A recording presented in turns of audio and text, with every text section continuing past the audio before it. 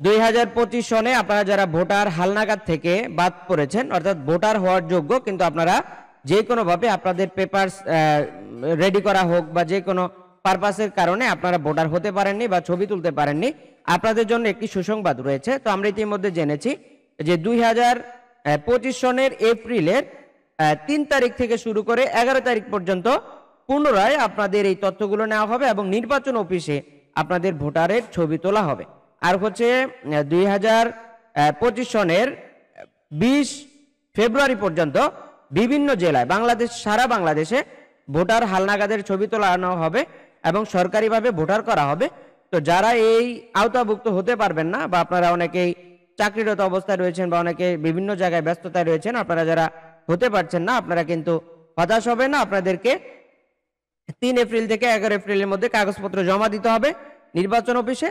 আর হচ্ছে আপনারা সেখান থেকে আপনারা ছবি তুলে আপনারা কিন্তু আইডি কার্ডগুলো করে নিতে পারবেন। আর আমাদের নেক্সট ভিডিওতে থাকবে আপনারা কিভাবে একটি আইডি কার্ডের অনলাইনে আবেদন করবেন, সেই প্রক্রিয়াটিও আমরা আপনাদেরকে দেখিয়ে দেব।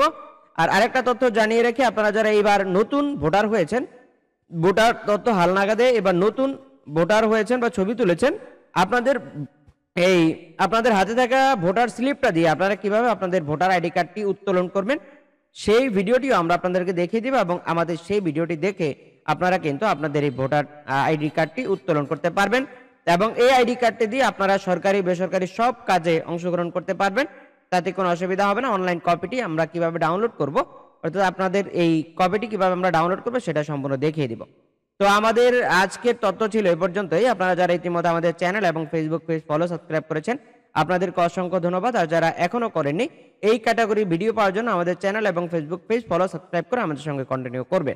তো আপনাদেরকে ভালোবাসা জানিয়ে আজকের মধ্যে এখানে বিদায় নিচ্ছি। আসসালামু আলাইকুম।